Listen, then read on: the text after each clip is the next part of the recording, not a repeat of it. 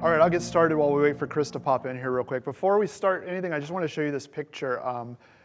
Last year, we opened up a center at the New Orleans Children's Hospital, the rehabilitation hospital, at New Orleans Children's Hospital, and we had a game day, and this is the one of my favorite pictures that came out of that game day, because this young man had not been gaming for really ever because of his disability, and we had the Microsoft Xbox adaptive controller and a couple of switches, and he was gaming for the first time. And I really just love this picture because I'm just so happy, and the kid is so happy. And I'm also wearing the exact same shirt as I am in this picture.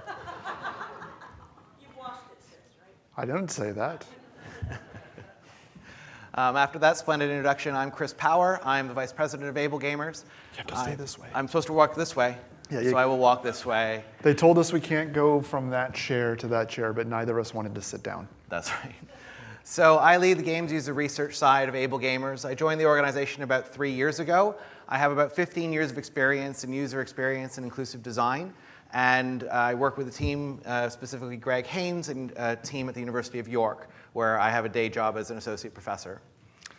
And my name is Mark Barlet. I'm the founder of AbleGamers. This is my 6th GDC that I've done. I've also been privileged to present at the White House under the Obama administration in more places than I can even count.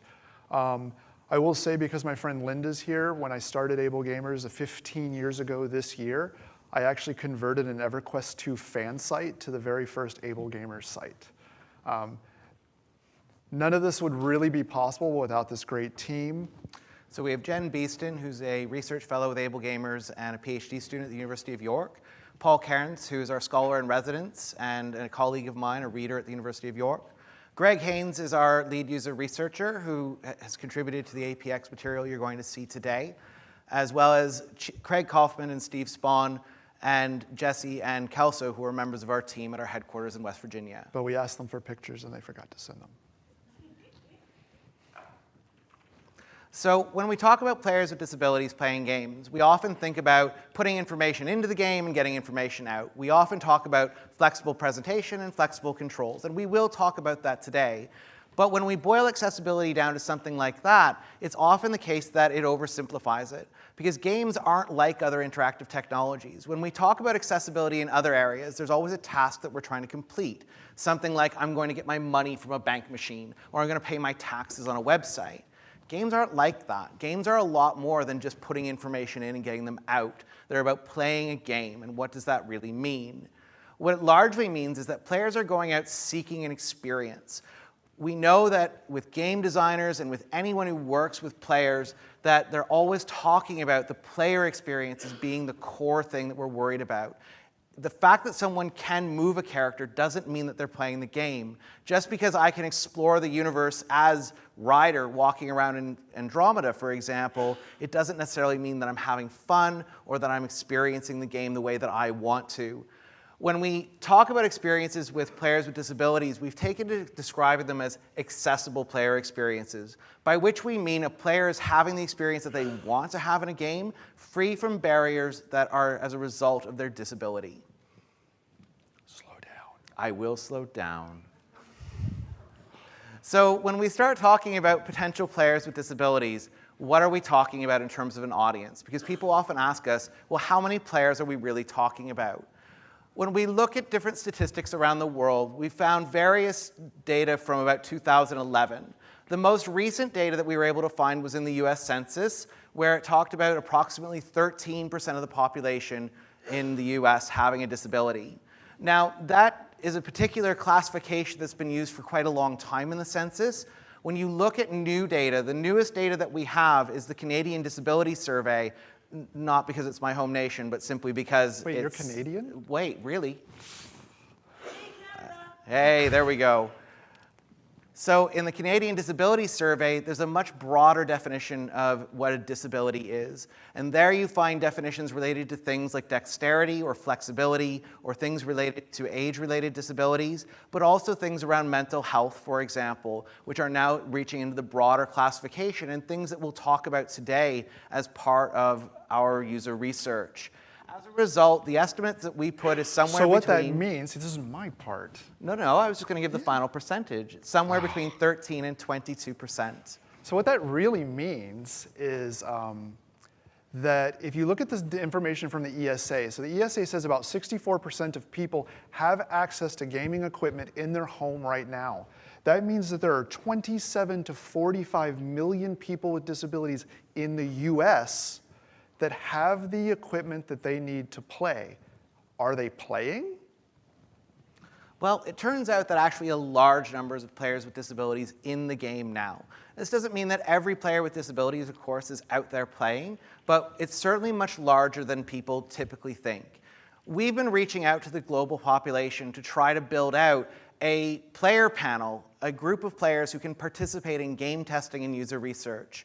We have a large number of players from North America, from Europe, and across the world who want to participate in your game research. We offer this as a service through AbleGamers free of charge, where we can pair you with individuals who meet various characteristics, either in terms of who they are or what they play. We currently have somewhere between 400 and 450 people that are active in the panel, and the data that I'm going to talk about today is just about 400. The groups of people with disabilities, we ask them to complete a demographic questionnaire. And when we look at that demographic questionnaire, we find that we have about 50% of people who have some sort of physical disability in either their upper limb or their lower limbs. We also have a large number of people with sensory disabilities, which are the traditional sensory disabilities that we think about in terms of hearing and seeing, and people with color vision deficiencies, so people who have alternate ways of seeing color. And we also have a large number of people who process information differently, where we have people with mental health difficulties, for example, people with learning disabilities, people with cognitive disabilities, or broader neurodiversity, so people with autism or people with high-functioning autism. The really interesting thing is we often classify people in accessibility circles by their disability. When you look at a lot of the materials online, we often talk about people in silos or in categories. People are either blind or they have low vision. What we found was largely across our disability population, most people did not identify as having a single disability. Now, this has important implications for our design, because one of the most common things that we hear from designers is, I don't want to choose. I don't want to have to choose between one group of players and another. And what we've been working towards is a broader understanding of what options people use, and in particular, the surprising result that people overlap in the types of things that they want and need. So as part of player panels, we ask a large demographic survey which includes information about the technology that they use to access games. We have about 46% of players at the moment who use key remapping. Now, the numbers I'm giving you, they've actually remained really stable. So we've been collecting data for about 2 years now, and after the initial tranche of players joined, we ended up finding that our numbers have settled down. So we believe that these are fairly representative of the current population of players who are playing games. Now, we had about 10% of those players who do not have physical disabilities who are using key remapping. So it gives you an idea that some people are co-opting these things in order to play games in a different way. It becomes even more stark when we look at subtitles and captioning, where we only have about 14% of players in the panels who have either low hearing or sign language using deaf people. Over 40% of our players use subtitling.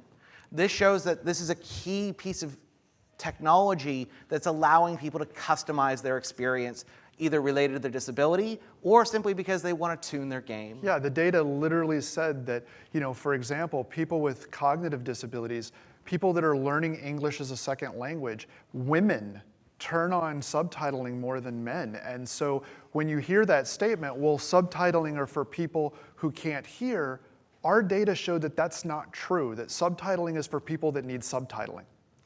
We also find this in things like recoloring, where people want to distinguish one piece of information from another. We often link this to people with color vision deficiencies, so people who are colorblind or have alternate ways of seeing color. However, we only have about 4% of people in the panels who actually identify as having that, and 20% of people are turning on recoloring options. When I mentioned this at another conference, when I presented that number, someone came up to me and said, I know why they're doing that. And I got really excited because I thought they were going to tell me. And they did. They were like, it's because in Fortnite you can see enemies better. Oh. And I went, oh, it's absolutely true. That's really cool. And actually, when we talk to people, people are co-opting these things for broader aspects of gameplay. So when you think about accessibility options, it's actually not just about disability. It's about a broader part of your design in games. Microsoft's own research actually says that 80% of people who use Windows and Office suites use an accessibility feature, a feature that they specifically put in for accessibility in order to make their work better. 80%. So we asked people a bit of information about their flexibility of control. How do they modify different pieces of input into the game? And there we found a wide variety of different types of controllers being used. People typically talked about when they used a customized controller, something like a customized mouse or a custom controller that's been built for them, and also things like alternate controllers like the quad stick where you have a sip and puff interface. However, tied to that, you'll also see that key remapping becomes an important part of gameplay. Whenever we use one of these things, it's important, these types of alternative inputs, key remapping recurs again and again with it as something that's necessary to be able to change the controls from that standard controller over to the new one that's coming in. We also talked to people about how they flexibly change the presentation in their games. We had, of course, many people talking about captions, but we also found people talking about text enlargement, changing the contrast of different aspects, including text. We had people talk about the importance of alternative alerts, so vibrations, for example, or having sound alerts that go along with visual, or in some cases, having visual alerts that tell you about events that are happening in the environment when the sound is off. One of the most famous ones that we'll talk about later is the sound ring in Fortnite that's typically used on mobile, but now has been transferred over to desktop and a console as an important part of the design that was for people who necessarily didn't have the sound on, either because they were on a train, or because they were playing late at night, or because they were my kids trying to hide the fact that they were playing games. So more importantly, though, we had the opportunity to talk to our players about how they value gaming. There's very little information in the gaming space about why players with disabilities play games. And if we think about things, it might be that we make some very base assumptions about why people play games. And me, as a user researcher, the most important thing for me is to talk to players and see if there is a difference. So we went and talked to 122 people. We put out a survey where we asked people that exact question: why is gaming important to you? We also asked in person at PAX East a set of attendees who did not identify as people with disabilities. And as a result, we were able to compare the information that was provided by our disabled players as well as by people who did not necessarily identify up front as being players with disabilities. When we did that analysis, we found that there was a number of themes that emerged over time. And we found that people did gaming for largely the same sorts of reasons. They did it to connect with others. They did it to benefit from games played. And that was an interesting one because sometimes it was about skills and sometimes it was about the opportunity to potentially learn something new. We also found that people wanted to divert themselves in different ways. They wanted to escape into a world that others had created. Now, I want to emphasize that that's not necessarily about escaping disability, because we heard this across our groups. It was about escaping into something that someone else had created, about being able to leave the real world behind and become immersed for a period of time. Perhaps one of the nicest things that came out of it was the fact that it was a piece of shared culture. People saw games as art. That was something that they compared to things like literature and movies and going to museums. Places where often people with disabilities are excluded due to the types of things that are used in communicating information, games didn't have those. They were able to share culture with their peers in a way that often they were not allowed to otherwise. So like, for example, even in this room, let me ask you guys a question. Who here plays games? Good. I knew this was Good, that was good. That was a good question. So let me ask though, so who here plays more than one game? And who here looks for a friend and then goes and plays the game that that friend is playing? What if it's even not your favorite game? You still do it, right? Because you're connecting with friends. You're wanting to be with that person. The game is just the bar you went to. But the reality is you made that choice to be with that person. And that's the same for a player with disabilities. There's no difference. They're just connecting with their friends. The bar is the game. That's right. And one of the things that echoed throughout the data was that it was about enablement. It was about enabling people into a space. The thing that people with disabilities identified differently than our non-disabled players from PAX East was that they felt that games enabled them to play with their friends on a level playing field. Where they may not be able to do that in the real world, in games they were able to. And this came through really clearly in our data. And it was a really positive thing to hear, and something that we communicate to you now as designers, that your technology is not just about playing and fun in games, but it really is a massive enabling technology for people to do things that they may not be able to do otherwise. The mechanics of the game tell you what you can do. I can jump no higher in the game than my completely wheelchair-enabled friend because the game doesn't allow it. So that's the beauty of games. I'm looking at Linda for this because, I started AbleGamers as from an EverQuest. And, EverQuest and MMOs are really special to me because they are these lives that you can kind of jump into, but we're all bound by the game and we're not necessarily identified by our disability. And when we look at multiplayer play, we found that players were playing not only with their online friends or real friends in real life, but they were jumping on with strangers to play because it's something that they do just to get some social activity. And they also are part of large clans and guilds. So we find that these players are largely playing the same types of multiplayer games that others do. And as a result, the myth starts to fall away that disabled players are playing single-player games in their homes that are self-paced. Our players are playing large-scale, commercial, AAA titles that are multiplayer games. They sell millions of copies, and they're being sold to players with disabilities now when those options are available. And indeed, when we talk to players with disabilities, they identified as gamers. So we distinguish between gamers and players. Gamers we see as a broader identity, and some of our players with disabilities actually said, no, I'm not a gamer, and I don't want to identify that way. I'm not part of that culture. It is simply something I do, but I still play games. But we did find that for over half of our players, it was their primary hobby. It was the key thing that they did.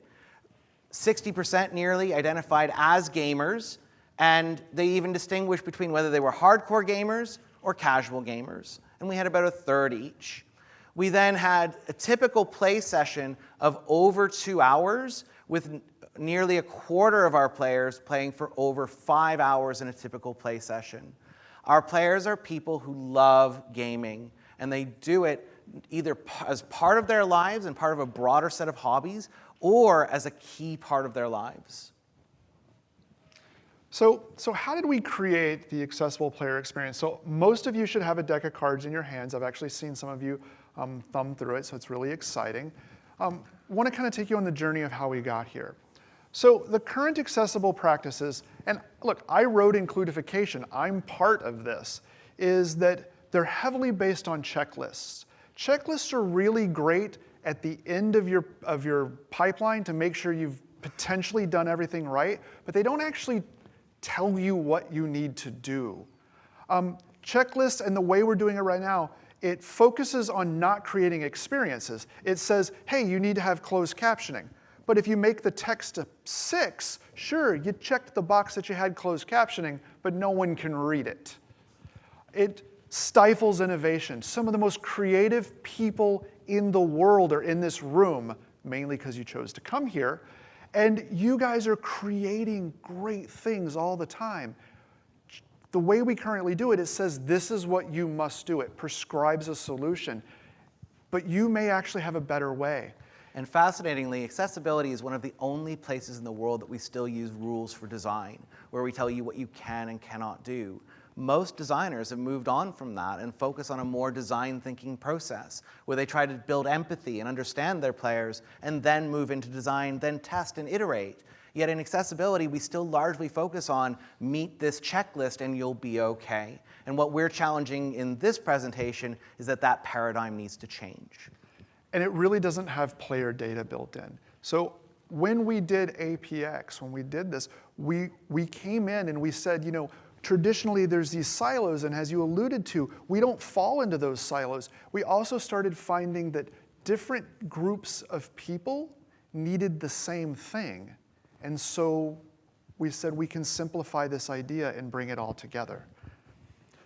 So what we did was we felt that we needed to build a stronger database about what people use and to try to build out from what is happening right now in the industry. And what we asked players, building on the successes of the last 15 years of beginning the journey of accessibility in gaming, is to talk to players about what were the top 5 accessibility options that they looked for in games. And when they came back with 510 answers. In any other piece of technology that I've worked in, I get 3 words. In this, I got 510 people, or 155 people providing 510 different answers. And some of them wrote tomes. Tomes. I mean, most of the time, in any sort of survey that you do, you usually expect to have sort of open answer questions mostly skipped. This, we literally had paragraphs of text that we were having to sort through. I felt bad for Jen because she had to kind of go through and parse out what the person was actually saying so that she could put it in the right thing. That's like, right.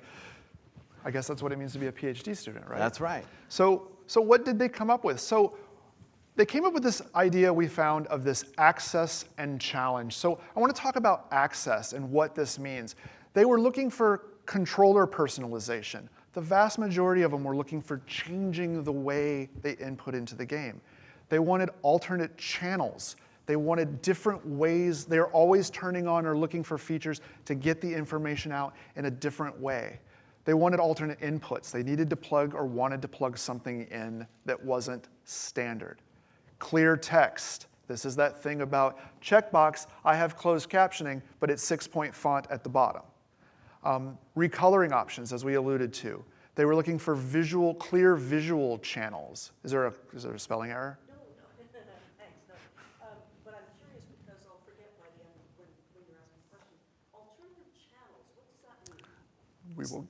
So we'll get to that. We'll get to that in just a few minutes. But just to preempt the question, so alternative channels, we're talking about different modalities. So providing information through a different sense in some way, either enhancing it or replacing it. Clear visual channels, the ability to know what's important on the screen and potentially get rid of the things that aren't important. MMOs were always great for this because you could turn down the render rate and get rid of all the waving grass so you could see the quest object. Clear audio channels, and games do this pretty well. I don't want the music, it bothers me. Let me turn that up, let me turn that down. And lastly, the ability to change the HUD itself. Let me figure out how to get things.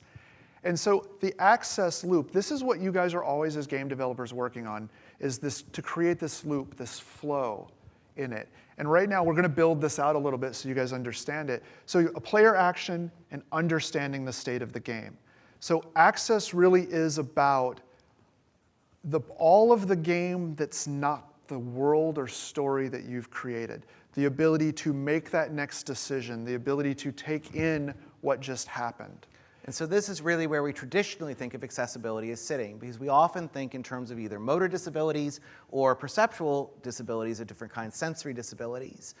And this does tie into that because we found that largely without these sorts of options, you couldn't move on in the game. You couldn't take those actions that you need to do. But it turns out that it's a lot more than that. So after everyone's able to kind of get information in and out of the game, we started seeing these challenge options. So the challenge options, you want me to jump on this horse, you want me to do this jump puzzle, you want me to solve this thing. And so these were performance options. They were looking for ways to potentially slow it down or an assist for something. These are our traditional twitch options that we talk about, things that make the game tuned to the person's skills. A skip option, giving me the ability to just not do this. I hate jump puzzles. If in the first part of your game it is a jump puzzle, I'm done. I put it down. You could tell the greatest story. There could be $1 million on the other side of the jump puzzle, and I'm just leaving it there. One of the things we often look at now is being able to skip QuickTime options. So QuickTime events, which became very popular around 2014, and then everyone started asking in 2015, why the heck are we doing this? Now we're starting to see that those have become skip options in games as well, and especially for many people who aren't able to press a key really, really quickly over and over again, they're really essential. And we see that, for example, in Spider-Man this year, where you could replace the QuickTime options with the movie play of the ideal path through it so you could still get the story. Training options. So I play every once in a while when I have a few minutes to be able to play games, I play Overwatch. And training options are important because I don't want to debut my diva because I have no idea what I'm doing, but they have this beautiful world where I can go and play and over again and get good before Craig tells me to not log in anymore because I'm terrible at it.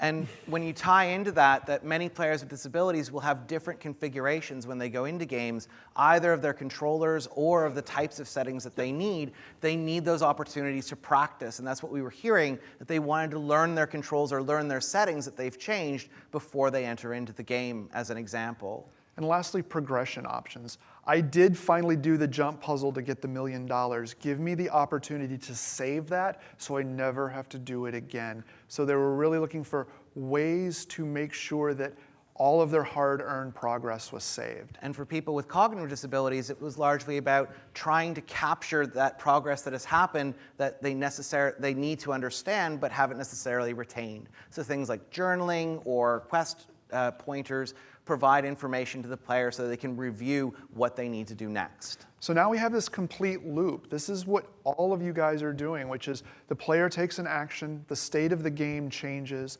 understanding that new state, making the decision, taking the decision loop. And so you see that there's blue ring, which is your access ring, always turning.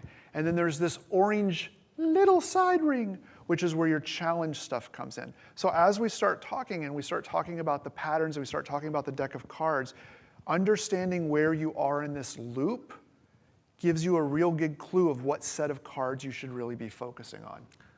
And when we look at the type of information that people were giving us, we asked them alongside the priority question, where were there situations that worked really well for them and where were there situations where they had games that they couldn't play? When we talked to them about the types of games they couldn't play, almost always it was an access option that was missing. While we found the complete range of options we've just presented to you in games where they were able to play well as things that they valued and made it a good game for them, when we looked at those situations where they couldn't play, it was almost always due to an access option. And so this gave us the cue that really access has to come first. They have to be able to get around that player loop. And then once they can, we can start tuning that experience. And we represent this with the APX pyramid that's now on the screen, where on the bottom layer you have to have your access options in place, and then a set of challenge options that modify the obstacles, either the performance, the cognitive, or the emotional challenge that happens in the game. And then once you've resolved those items for the individual, they can have the accessible player experience that they want to have. So as part of this, what we've done is we've built out a pattern language. We wanted something that took this data that we've discovered over the last year or so and build out something that's as visible and as useful as guidelines can be, but do it in a way that pushes design to the left. Something that allows generative design where you're able to take advantage of your design knowledge and innovate new accessibility. So what we've done is we've set, for example, or to start with, a set of 12 access options. And they look at, in particular, that player loop and how do we provide that flexible control and presentation. Now, each pattern, such as second channel. I was going to make a point, but you Oh, won't. I'm sorry, you can make a point. Yeah, so I've been doing AbleGamers for 15 years, and to the point where you made about moving it to the left and why it's important, so many times I've had game companies, big game companies, come to me 6 weeks before release and say, hey, yeah, so we want to make something accessible. And there's that whole like bug curve that we all know, which is like if you think about it way to the left, it's accessibility or the bug is real cheap to fix. But 6 weeks before you release a title, it's really expensive. So when we took this on, the idea was to try to give you guys language that let you move these thought processes before you've even made a single line of code. And now accessibility is cheap to include versus a Blizzard title. 6 weeks before release, reaching out to me, and I'm going like, oh yeah, good luck. So what we've tried to do is we've tried to encapsulate these in design patterns. Now, each pattern comes with a design problem.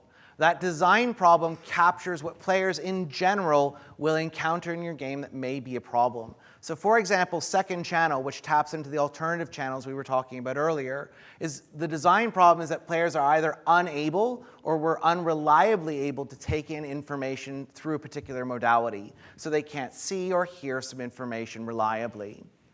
We link that to a set of drivers. This is where the disability side of things comes in, where we link it, for example, to players who are blind or who have low vision, who cannot necessarily see the information on the screen, but also people who have hearing disabilities or sign language using deaf people who maybe need either a replacement in the form of captions or an enhancement of some kind to some auditory content where we need to provide either a visual or haptic enhancement.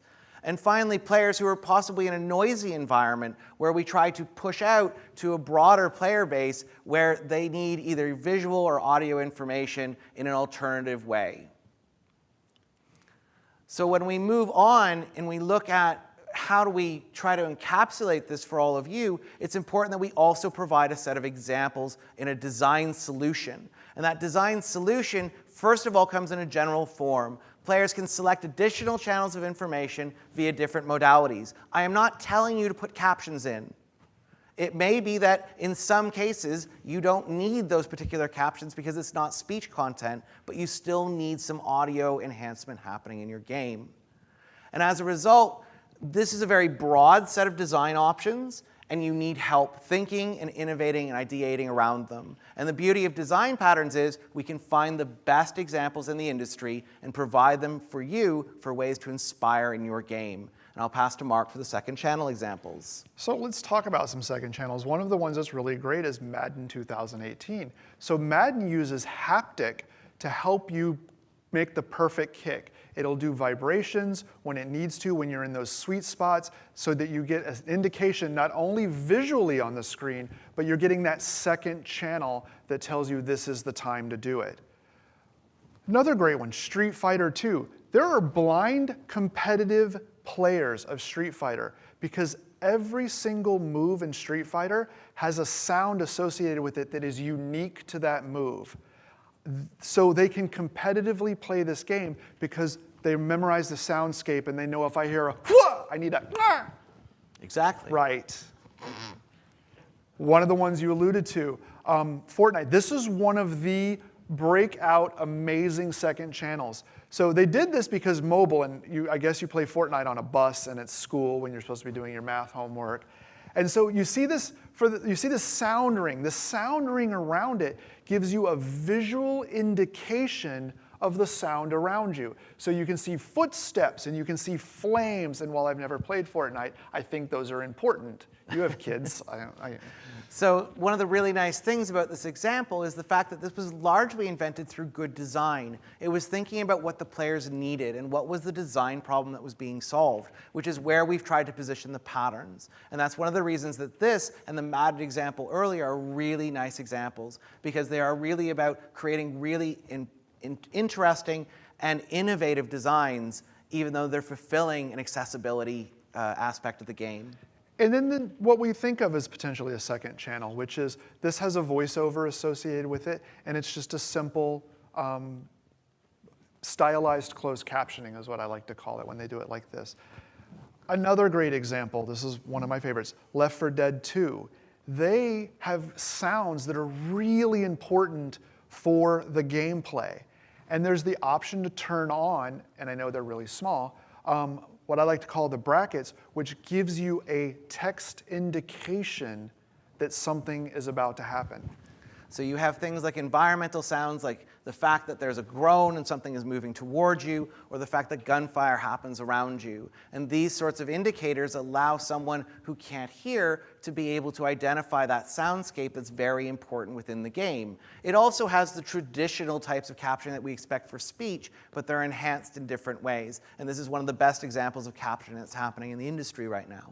It's also an example of clear channel because you can turn parts of it on and off if you don't need certain parts of the captioning. That's right. It's a really You'll learn it as you go fantastic through your stuff. But now, because we've been doing this every time we see a game or we hear people talk about a game, it's been happening all GDC so far. We whisper to each other, Oh, that's a helping hands pattern. Oh, we got some clear text Oh, there. look, a moderation in all things. Oh man, we got some same controls but different.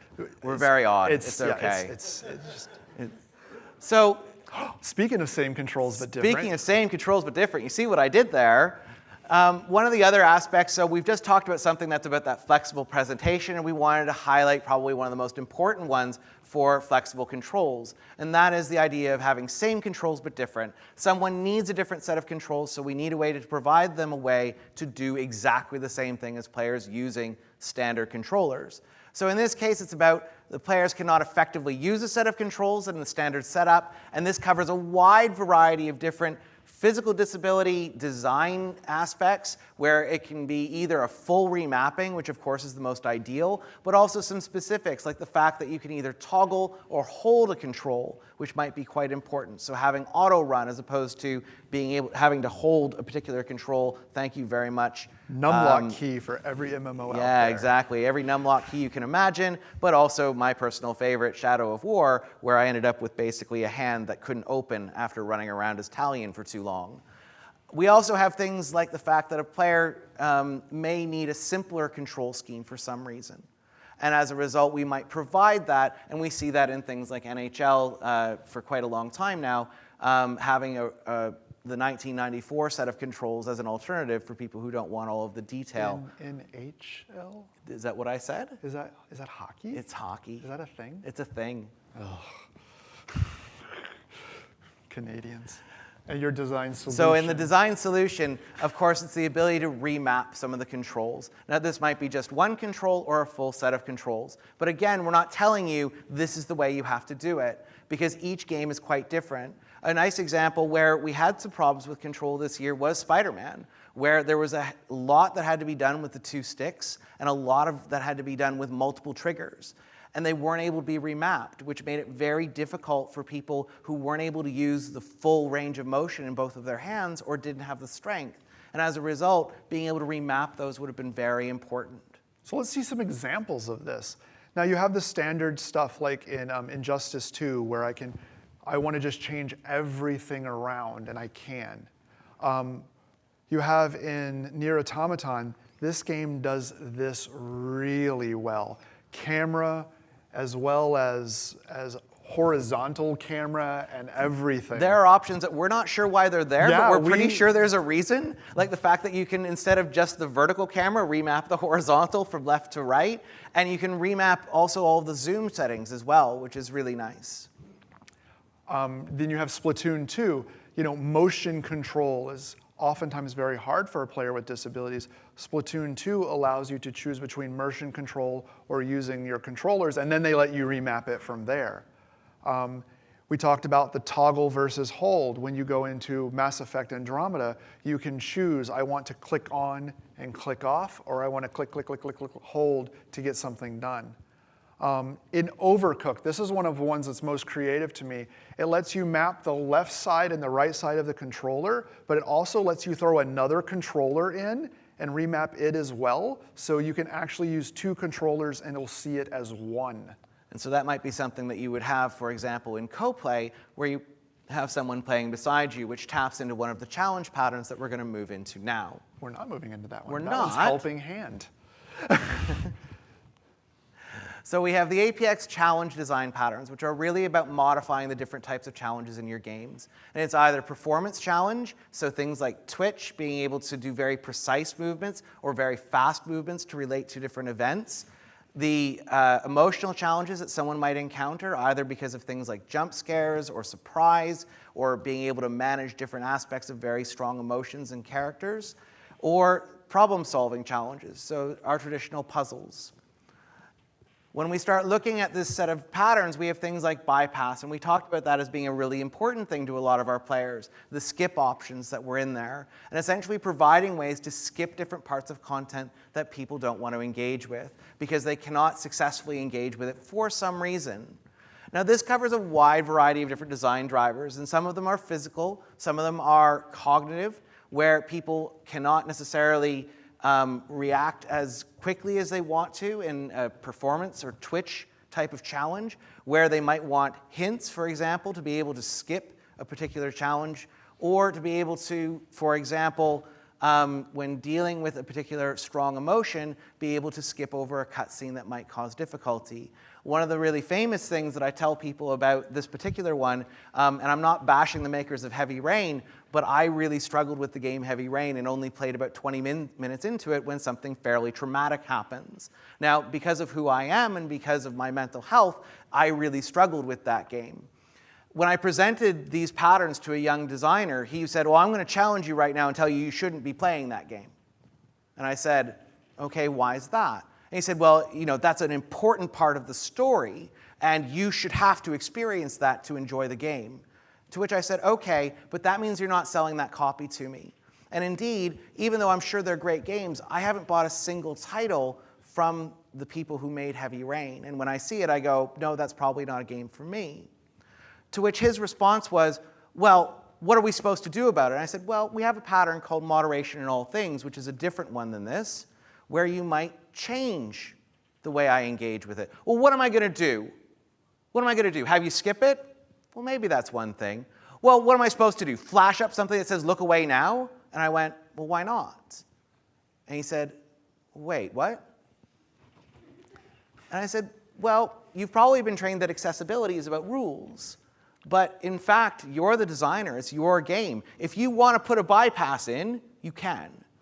If it's not acceptable for you to do that, we have another set of patterns to think around the problem to find alternatives that reach that balance. And it changes the discussion of accessibility from a positional argument where it's the player versus the developer to a negotiation of the designer trying to find ways to make it so that players can engage with their story and have an experience in them, which, as an added advantage, probably means some more people will buy your game. What, selling games is important? Quiet, you. What? So let's look at some examples of a bypass pattern. One of them is Ratchet and Clank. So at the beginning of Ratchet and Clank, it will, I believe, actually ask you a question on what you want to do with these things. And you can say, I just want to play them as movies. And it plays them as movies. You can evenly skip them. This is really important, especially in the cognitive disability world, where they might not be able to take in the information. It might just be too much. They just want to play the game. I'm playing this stupid little Family Guy iPad game, and they have all these little cutscenes in it, and I could care less. I'm just like, skip, skip, skip, skip, skip. Just let me match the shapes together. That's all I really want. But for a player with cognitive disabilities, it may be essential that they not engage with that simply because it may overwhelm them in different ways.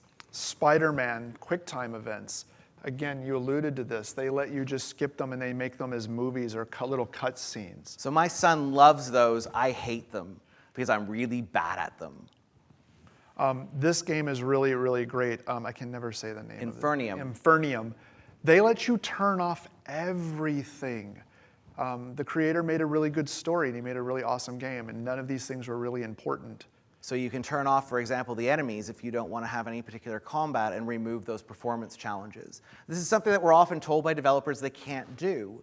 And the question is, okay, that's fine, that's your choice, but if you want someone to hear your story, if that's the important part of it, is that a way that you could have someone engage with it by removing some of those? And we're actually seeing more games come on the market that have this as an option where you can simply explore the world. There was one we were told about on Monday at another conference, and it was a ghost mode that you could enter into.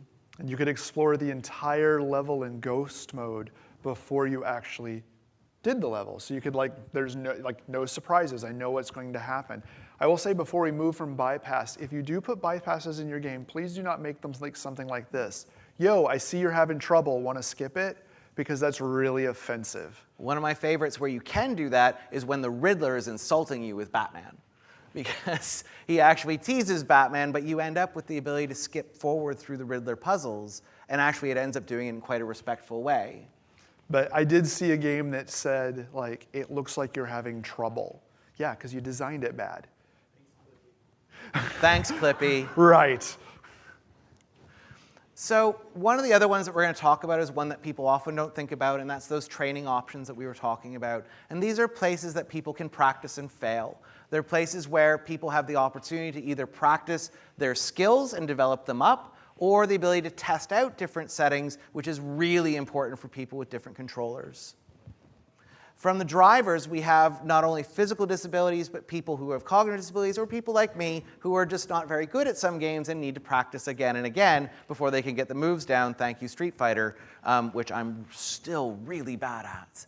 But it's I still simply can't play giving... Diva, don't worry. Okay, very good. It does give people, the solution though is to provide people either tutorials or sandbox levels or a variety of different things that you are far more creative at coming up with than me, in order to allow people to have those areas to practice. So for example, you have an Assassin's Creed where you can do some different types of things, which is very different from having an open sandbox level. Some other really great examples are Rocket League. I don't know who here's played Rocket League. It is the most fun, weird little game ever. It has some beautiful sandbox, and actually AbleGamers uses Rocket League to train new players on how to use the controllers that we give. We have a progression path when you use a quad stick, which is a sip and puff. It's a very complicated controller designed for people who are quadriplegic, and you use only your mouth and your breath. Rocket League is the first game that we master because it teaches you how to use the controller, and it has such great training spaces. Another really good one is Mankind Divided. They have tutorials for the stealth, they have tutorials for cover, and you can bring them up anytime you have to do something again. So you can go, oh, this is real stealthy, I need to remember how to do that, and you can rerun the tutorial right there. So when we look at these different patterns, the idea is that they link together. They're not a checklist of 22 things that you should run through. Instead, they're a way to start thinking about your design in a holistic way. There's something that take accessibility away from the approach of telling you what to do and what not to do, and instead providing an interlinked language where you can start having discussions with your teams. We've seen these used in studios where people bring them in and begin talking about different aspects of their game, using them for ideation. One of the most exciting things as a UX designer is to see people putting Post-its all over them, which made me really, really excited. But I did send him a picture, and he literally made a giddy girl sound. I was just like, yay!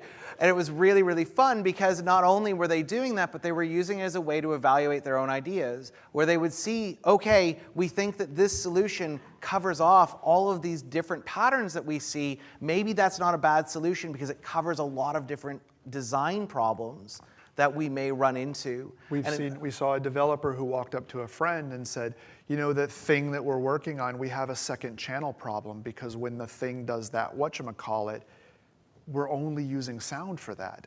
And so we talked about the language and things like that. By just saying, and we went over second channel, and by saying, hey, we have a second channel problem, you didn't have to understand the nuances of the disabilities that cover them.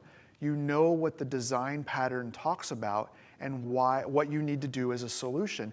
By just saying, hey, we have a second channel problem, and you know what we really need? We need a way to put a helping hand on that as well.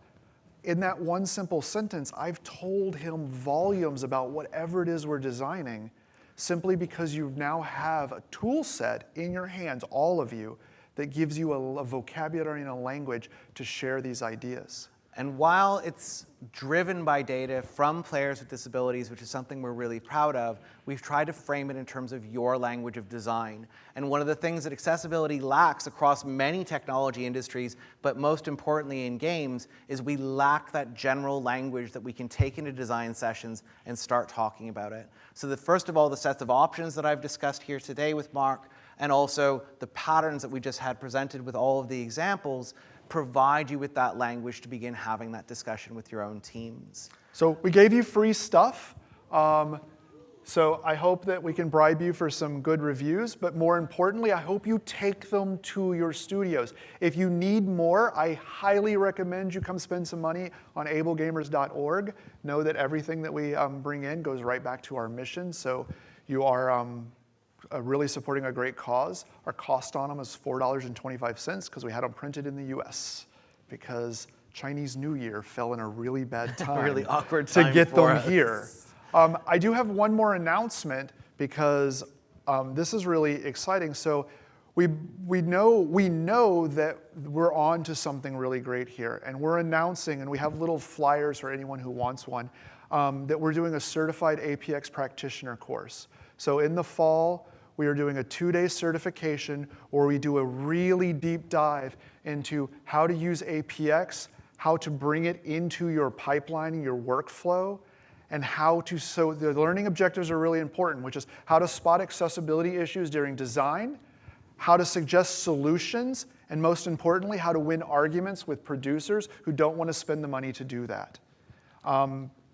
I feel like the third objective is less and less every day because the industry is really seeming to wake up, but I know I still want to arm you with that so that you can win every time. So one of the things that we've talked about quite a lot today is bringing them into your teams. If it's training that you want for your teams, we will come to you. So if you want to have a chat about your studios engaging with training around the APX system, by all means come and talk to us afterwards, and we have some flyers for you.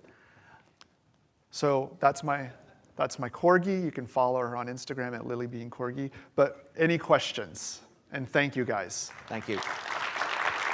Dude, 50 right on. We're perfect. Boom.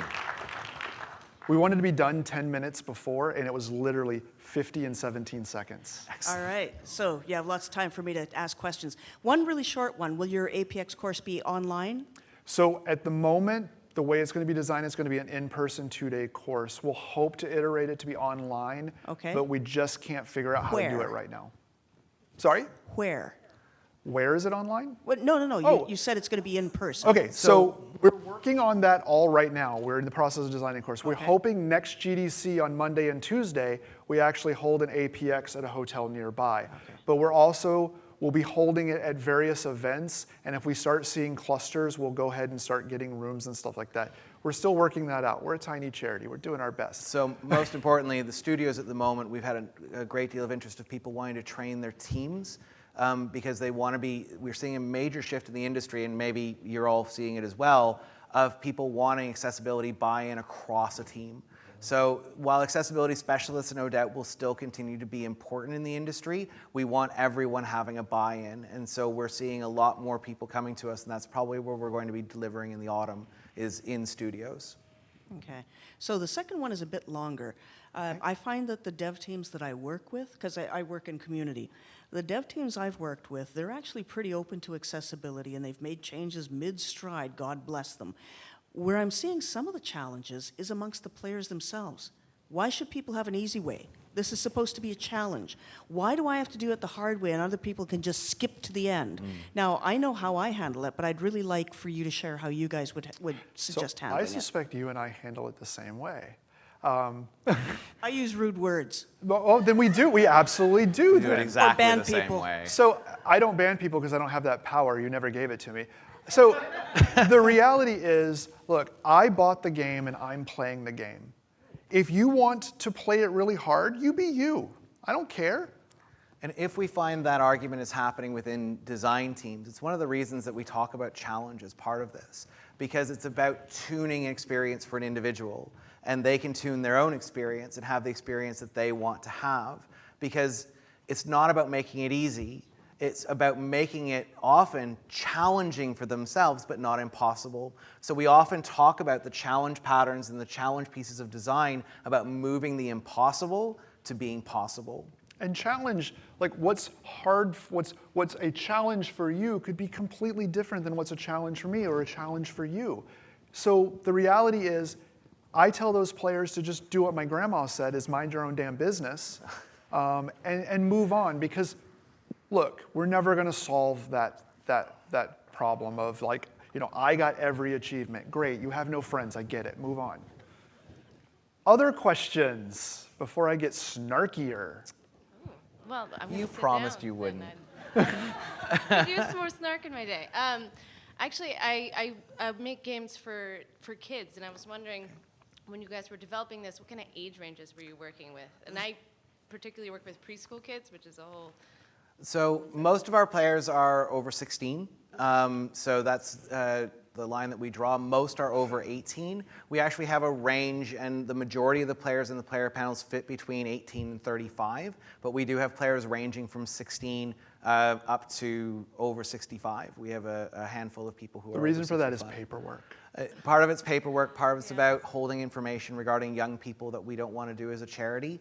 And in fact, by US law, we're not allowed to hold data for children under 14. Under 13. Under 13.